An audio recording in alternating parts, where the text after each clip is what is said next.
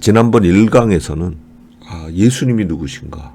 창조주 하나님이 사람이 되어 오신 분이다 라는 이야기를 우리가 했어요. 1강에서 한 이야기는요, 예수님 당시 예수님과 같이 살았던 사람들에게는 정말 믿기 어려운 이야기였을 거예요. 아니, 우리랑 똑같이 자랐고 우리랑 똑같이 음식 먹고 똑같이 움직이고 같이 놀고 뭐 그런 사람인데, 더더군다나 십자가에 처형당해 죽은 사형수인데 그분을 하나님이라고 믿는다고요? 그건 엄청나게 어려운 일이죠. 어쩌면 우리가 훨씬 더 쉬울 거예요. 우리는 왜냐면 인간 예수님을 그렇게 본 적이 없으니까. 우리는 예수님이 뭐 삼위일체의 제2격이다, 아니면 뭐 하나님의 아들이다. 그래서 예수님 믿는 분들은 예수님이 이적을 행하시는 거 너무 당연하고, 뭐 예수님이 죽었다가 부활하시는 거 너무 당연하고, 사실 그렇게 생각을 하기 때문에 표현이 충격적일 수는 있지만은, 하나님이 사람이 되어 오신 분이 예수님이다? 예수님이 창조주이시다?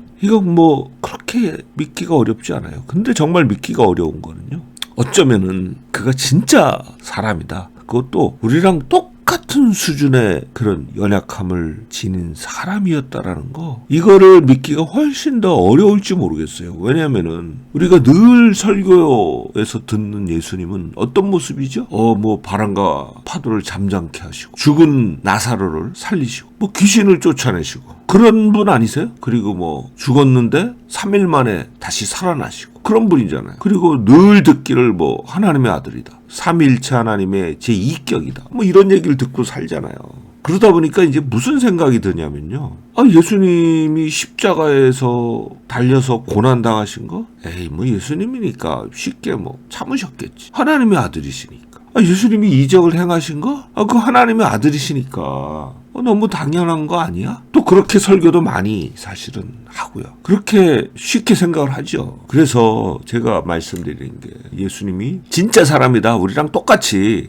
사실 우리가 지금 파도가 심하게 출렁이는 바다에서 조각배를 타고 있다고 상상을 해보세요. 여러분 중에 일어나서 파도에 잠잠하라, 바람아 지금 당장 잔잔하게 되라 라고 일어나 외치면 그게 잠잠해질 거라고 믿을 수 있는 분이 누가 있어요? 아니면 여러분의 사랑하는 가족이 세상을 떠났는데 그 시신 앞에서 지금 일어나라 라고 외치고 그렇게 될 거라고 믿고 그대로 되는 걸 경험하는 분이 누가 있겠어요? 예수님도 똑같다는 얘기예요. 예수님도 우리랑 똑같은 입장이었다니까요. 그거 너무 심한 얘기 아니냐고요? 자, 이제부터 성경을 한번 좀 상세히 살펴보겠습니다.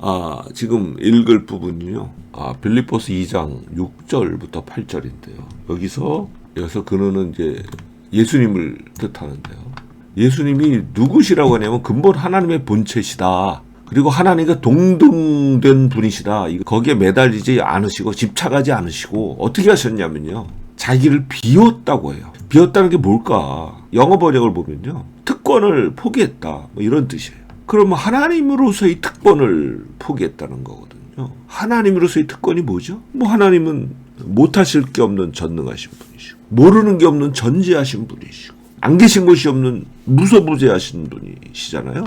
그런 모든 특권을 다 포기했다는 거예요. 그리고 나서 어떻게 되셨냐면 종의 형체를 가졌대요. 이 종의 형체가 뭐냐? 그 종의 모습이 뭐냐? 바로 사람들과 같이 되셨다고요. 사람들과 똑같이 되셨다. 그러니까 사실 하나님으로서의 특권을 포기하지 않으시면은 사람과 같이 되실 수 없는 거잖아요. 왜냐?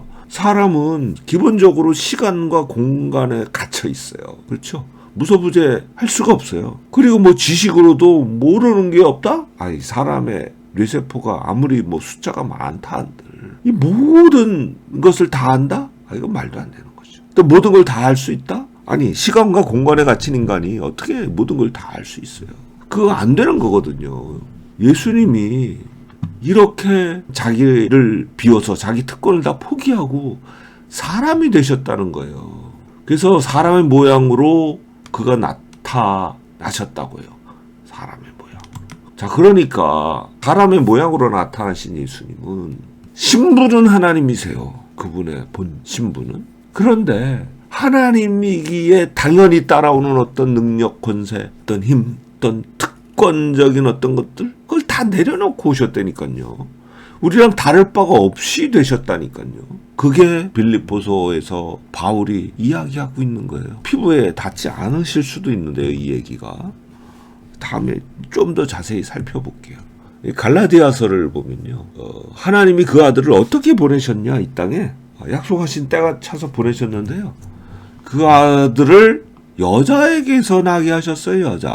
여자에게서 나는 프로세스가 어떻게 되죠? 여성의 뱃속에 태아로 잉태되셨어요. 그래서 이 땅에 출생하셨던 거예요. 저 예수님이 출생하신 바로 직후에 갓난 아기였을 때 예수님이 말했을 것 같아요? 모르는 게 없는 전지한 분이었을 것 같아요? 말도 안 되죠. 그냥 아기였어요, 아기. 근데 그 아기가 그 후에 키도 자라고 지혜도 자라났어요. 무한한 지혜가 자라날 수 있어요? 예수님은 무한한 지혜를 가졌던 분이 아니었다고요. 자라기 전과 후가 다른 거잖아요. 예수님은 자라났다니까요. 키와 지혜가. 예수님이 2살 때 비슷한 2살짜리 아이들보다 더 지혜로웠을지 모르지만은 2살짜리 아이가 10살 먹은 아이보다 더 총명하고 지혜로웠겠어요? 그렇지 않았다는 거거든요. 어떤 분한테는 이 얘기가 약간 되게 낯설 수 있어요. 왜냐하면 하나님의 아들 예수님 이야기만 듣고 살았으니까. 근데 성경에 이렇게 써 있어요. 자, 마가복음에 보면은 예수님이 제자들하고 갈릴리 바다를 건너는 장면이 나오는데, 사실 갈릴리 호수는 큰 바다와 똑같죠. 물이 짜지 않다는 것 외에는. 근데 거기서 엄청난 광풍이 불었고 물결이 배에 부딪혀가지고 들어와서 배에 가득 차게 됐어요. 위급한 상황이죠. 심하게 파도만 쳐서 막 배가 심하게 흔들려도 무서운데 이제 배에 물이 막 좀 약간 과장을 섞긴 했죠. 가득 찼다고 하면은 이미 깔아앉았어야 되잖아요. 타 있는 사람 무게까지. 근데 이제 바다 가운데 뱃속에서 제자들 눈에는 가득 찬 정도로 무서운 상황이 전개됐던 거예요. 근데 예수님은 그때 뭐 하고 계셨어요? 고물에서 베개를 베고 주무셨어요. 아니, 배가 그렇게 흔들리고 제자들이 뭐 조용히 있었겠어요? 막 소리 질렀을 거 아니에요. 야, 물 좀 퍼내봐라. 이거 어떻게 되는 거냐? 얘 큰일 났다. 근데 예수님은 여기서 쿨쿨 주무셨어요. 자, 주무신 척 했던 걸까? 저는 아니었을 것 같아요. 예수님은 너무 피곤했어요. 그래서 골아떨어졌는데 진짜 어버가도 모를 정도로 주무셨던 거예요. 그래서 결국엔 제자들이 너무 무서워서 예수님을 깨우는 상황이 됐거든요. 그럼 왜 이렇게 주무셨을까? 피곤했던 거죠. 얼마나 피곤했으면 이 상황에서 깨지 않고 주무셨겠냐는 거죠. 예수님은 우리처럼 똑같이 피곤을 느끼셨던 분이에요. 좀 더 볼까요? 예수님 그럼 뭐 마음에 스트레스가 전혀 없던 도인 같은 분이었냐? 그거 아니라니까요. 예수님이 이런 말씀을 하세요. 내 마음이 심히 고민하여 죽게 되었으니. 잘 느낌이 안 오시죠? 뭐 요즘 말로 제가 번역해 볼까요? 야, 정말 내가 미치고 팔짝 뛰겠어. 뭐 이런 얘기 하신 거잖아요. 얼마나 심하게 스트레스를 받으셨습니까? 그 후에 겟세마네 동산에 가서 엎드려서 기도를 하시는데요. 기도할 때 얼마나 심하게 스트레스를 받고 얼마나 심각하게 심리적으로 눌렸으면은 그때 기도하실 때 통곡을 하셨는데 그것도 심한 통곡을 하셨다고 해요. 그리고 심하게 눈물을 흘렸어요. 그리고 큰 소리로 소리 질러서 기도하셨던 것 같아요. 왜냐하면 멀리 떨어져 있던 제자들이 반쯤 자면서도 예수님의 기도 내용을 다 들었거든. 얼마나 큰 소리로 기도하셨으면. 그리고 심하게 이때 땀을 흘리셨어요. 핏방울처럼 땀을 흘렸다고 돼 있는데 그때가 추웠거든요. 겨울이었어요. 그날 밤에 베드로가 요한을 따라서 대제사장 집에 들어갔을 때 사람들이 추워서 불을 피우고 쬐고 있었거든요. 그런 밤에, 그것도 동산에, 원래 산은 조금 더 춥거든요. 그 추운 데서 기도하셨는데 막 땀이 비 오듯 흘렀어요. 얼마나 집중해서 기도하셨으면. 왜? 이 정도로 심한 스트레스가 있었기 때문이었거든요. 자, 예수님이 이런 우리의 한계를 똑같이 느끼고 계셨어요. 제가 가끔 이런 질문을 사람들에게 해요. 예수님은 죄를 지을 수 있었을까? 우리처럼? 그러면 이제 대개는 하나님의 아들이신데 죄를 지을 수 없었죠. 라고 대답을 하는데요. 성경이 이렇게 말하거든요. 우리에게 있는 대제사장, 곧 예수님을 뜻하는데 그분은 어떤 분이냐? 모든 일에 우리가 한결같이 시험을 받은 자로 돼. 여기서 시험은요, 유혹을 말해요. 유혹, 곧 하나님의 뜻을 거역하고 싶은 유혹. 유혹돼서 죄를 지을 가능성이 없는 사람에게는 유혹은 유혹이 아니에요. 시험은 시험이 아니라고요. 근데 뭐라고 했냐면 우리가 똑같이 시험을 받았다고 돼 있어요. 유혹을 받았다고. 그것은 예수님도 죄를 지을 가능성이 있었던 분이었다. 그걸 전제로 하는 거죠. 우리랑 물론 다른 점이 하나 있죠. 죄를 짓지는 않으셨다고 해요. 이해가 되세요? 예수님이 죄를 지을 수 없는 분이었으면은 광야에서 40일 금식하면서 마귀에게 시험을 받으신 것은 그냥 쇼예요. 그렇잖아요? 아니, 시험 받아서 죄를 지을 가능성이 없는데 마귀 입장에서 헛수고한 거잖아요. 근데 이제 성경은 뭐라고 얘기하냐면 시험하는 자 곧 마귀가 예수께 나와서 세 가지의 정말 어려운 시험을 해요. 정말 이기기 힘든 유혹을 한다고 돼 있어요. 왜? 예수님이 그 유혹에 넘어갈 가능성이 있는 우리와 똑같은 그런 연약함을 지닌 분이었기 때문에 그런 거죠. 이해가 되시죠? 수긍이 되시죠? 그런데요, 그 예수님이 우리랑 달랐던 딱 한 가지가 있어요. 그게 뭐냐? 바로 성령으로 잉태됐어요. 자, 우리는요, 정자와 난자가 합쳐져서 잉태됐죠. 근데 예수님은 어머니 마리아의 모태에 성령으로 잉태됐다고 성경은 이야기해요. 그게 이제 우리와 달랐던 한 가지고요. 그로 인해서 예수님은 우리와 똑같이 시험을 받으시면서도 죄가 없는 상태로 그의 생을 사실 수 있었어요. 예수님은 우리와 달리 죄가 없는 분이었어요.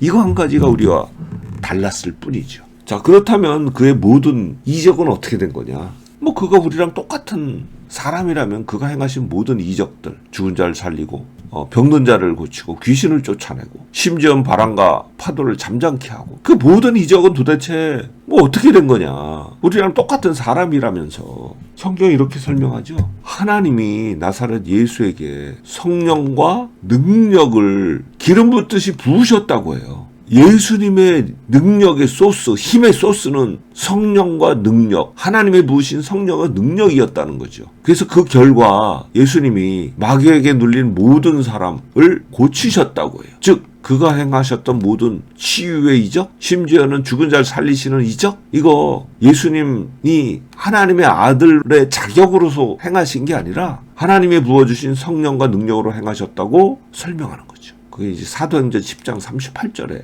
이 말씀이 나오는데요. 또 예수님이 직접 이런 말씀을 하세요. 자기가 귀신을 쫓아낸 것이 성령을 힘입어서 쫓아낸 거다 라고 설명을 하세요. 좀 이상하지 않으세요? 이상하게 들리죠. 예수님이 자신의 능력으로 그렇게 한 거라고 생각을 하잖아요, 우리는. 근데 예수님은 그거 아니다. 내가 귀신을 쫓아낸 거 그거 하나님이 내게 부어주신 성령의 능력을 힘입어서 쫓아낸 거야. 그런 말씀을 직접 하셨어요. 예수님의 설명을 들어보면 예수님은 우리가 똑같은 사람인데도 불구하고 어떻게 그의 모든 이적이 가능했냐? 이제는 조금 이해가 되실 것 같습니다. 그래서요, 우리가 알 수 있는 거는 그는 곧 예수님은 우리의 연약함을 친히 아시는 분이다. 여기 한번 같이 읽어볼까요? 히브리서 4장 15절인데요. 우리에게 있는 대제사장은 우리의 연약함을 동정하지 못하실 리가 아니요. 우리의 연약함을 자기 몸으로 느끼시는 분이기 때문에요. 동정하지 못하실 리가 아니라고 그랬어요. 왜? 우리랑 똑같이 연약하니까. 그러면 이 거꾸로 한번 생각을 해보세요. 우리가 십자가에 달려서 그 고통스러운 상황에서 죽어간다. 그 심리적인 고통, 육체적인 고통, 예수님도 우리랑 똑같이 느끼고 당하셨다니까요. 예수님은 우리와 똑같이 시험을 받으셨다는 거죠. 다만 한 가지, 죄가 없으셨다는 것만 달랐을 뿐이에요. 결론적으로 예수님은 온전한 사람이셨다. 이것으로 오늘 공부를 마치도록 하겠고요. 다음에 이어서 계속하도록 하겠습니다.